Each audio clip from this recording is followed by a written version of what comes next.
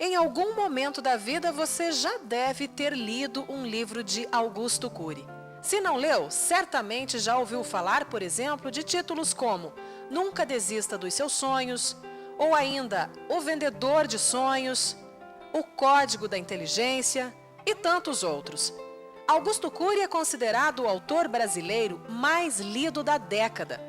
Seus livros já venderam mais de 200 milhões de exemplares somente no Brasil, tendo sido publicados em mais de 60 países também. Recentemente, ele esteve em Cascavel e recebeu a equipe do Ver Mais para um bate-papo mais do que especial.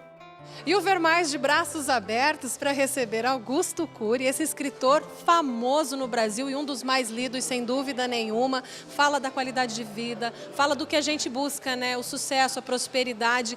E para começar, uma curiosidade: o que te levou a ser um pesquisador da qualidade de vida? É um prazer estar com você, Denise. Um grande abraço a toda a região de Cascavel. Bom, o caos pode se tornar uma oportunidade criativa. Eu vivi o caos emocional quando eu fazia faculdade de medicina. E chorei, às vezes, e não apenas chorei com lágrimas, mas também chorei sem lágrimas.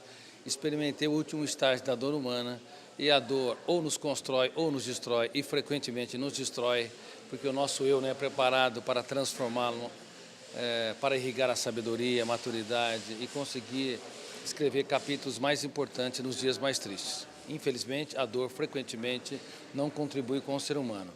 Mas, se nós tivermos habilidade para transformar a dor, seja perdas, contrariedades, uma depressão, estado de angústia, até uma humilhação social, para que ela possa irrigar a nossa criatividade e capacidade de superar os nossos limites e, inclusive, desenvolver um pensamento multifocal, um raciocínio esquemático, então a dor pode ser muito útil.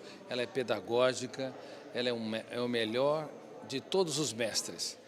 E quando eu estava na faculdade de medicina, eu experimentei essa dor emocional, que foi muito importante, e eu abordo no livro O Vendedor de Sonhos, O Futuro da Humanidade.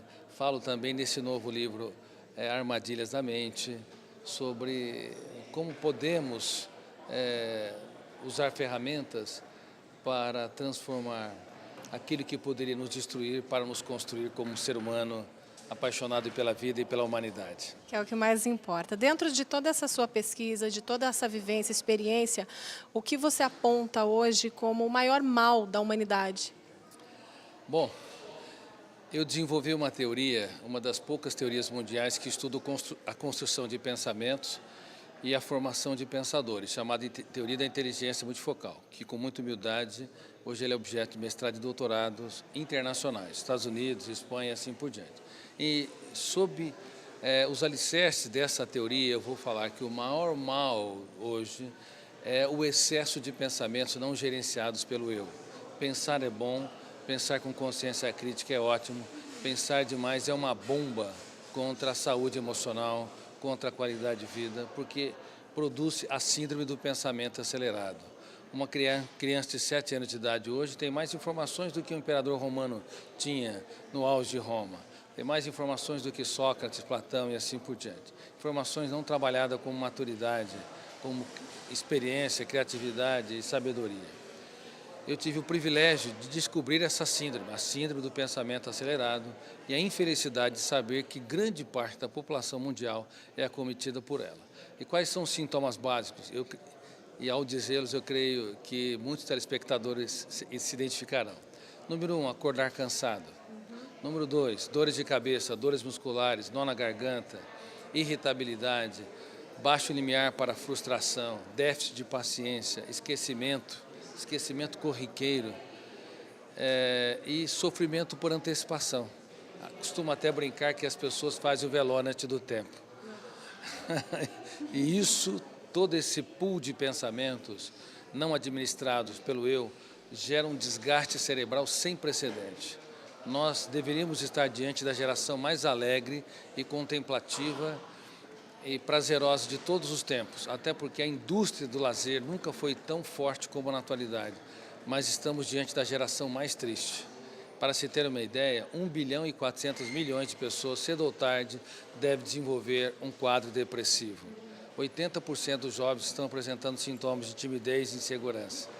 2/3 das empresas erram na escolha dos seus executivos, tá? De acordo com algumas pesquisas. Tem problemas nessa avaliação. 50% das pessoas, ou uma em cada duas, cedo ou tarde deve desenvolver um transtorno psiquiátrico e não apenas depressão. Eu falo de pânico, obsessão, doenças psicossomáticas e uma série de outras doenças ligadas ao território da emoção. Portanto, nós temos que nos perguntar, você tem que se perguntar, para onde caminha a humanidade? Para onde caminha a sua história? Para onde caminha as nossas relações? O nosso eu está filtrando estímulo estressante? Eu estou protegendo a emoção como a mais excelente propriedade? Essa é uma grande questão, Denise. Eu já tratei de pessoas multimilionárias e celebridades internacionais. Eu vi muitos miseráveis morando em palácio. Eles eram ótimos para os outros, mas carrascos de si mesmos. Não sabiam nem que poderiam e deveriam proteger a emoção como a mais excelente propriedade. E eu abordo muito isso no meu livro Armadilhas da Mente, como proteger a emoção. No livro Armadilhas da Mente, eu digo que para proteger a emoção é necessário, número 1, doar-se sem esperar demais o retorno. Porque os íntimos são aqueles que mais nos levarão ao sofrimento. Número 2, nunca exigir o que os outros não podem dar. Pais que cobram demais dos seus filhos, bem como professores que cobram excessivamente, vou brincar aqui, estão aptos para trabalhar num banco, não para ter uma bela história de amor. Cobrar demais contrai a criatividade, estimula a irritabilidade, a ansiedade, e não a sabedoria, a reflexão, a interiorização e a correção de rotas. E também a necessidade neurótica de mudar os outros. Ninguém muda ninguém, nós temos o poder de piorar os outros, mas não temos o poder de mudá-los. Só podemos contribuir com eles quando somos generosos, inteligentes, quando aprendemos a desenvolver uma pauta de elogio. A maior tarefa de um pai, de uma mãe, ou de um casal, ou de um executivo é desarmar as suas armadilhas para poder ser registrado de maneira solene e contribuir para que o outro possa transformar o caos em oportunidade criativa, perdas em ganhos, e fazer dos dias mais tristes nos capítulos mais solenes. Tá certo. Agora, depois, né, dessas sugestões, conselhos assim importantíssimos, valiosíssimos, uma mensagem para a gente finalizar, né, para o pessoal que está assistindo a gente, para quem está buscando a sua felicidade acima de tudo.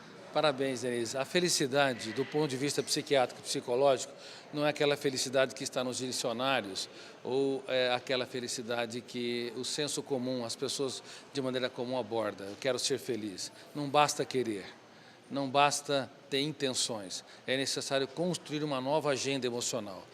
Todos os dias criticar cada ideia perturbadora no exato momento em que aparece, senão elas são registradas e não podem ser mais deletadas. Aprender a se colocar no lugar do outro.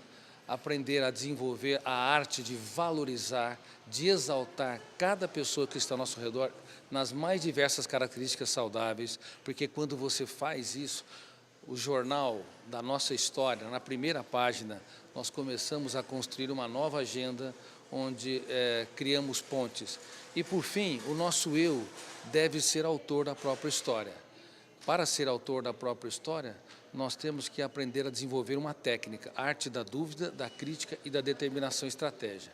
No silêncio da mente, devemos duvidar de tudo que é destrutivo e nos controla, mesmo sentimento de culpa e sentimento de incapacidade.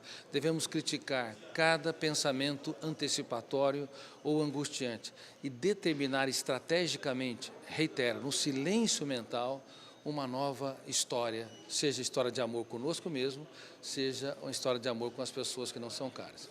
Então, DCD, duvidar, criticar e determinar. Isso desarma as armadilhas da mente e deixa-nos mais próximos da felicidade e inteligência, ou seja, uma felicidade estável, que mesmo que passa por perdas e angústias, ela ganha um patamar nobre de prazer e encantamento pela existência.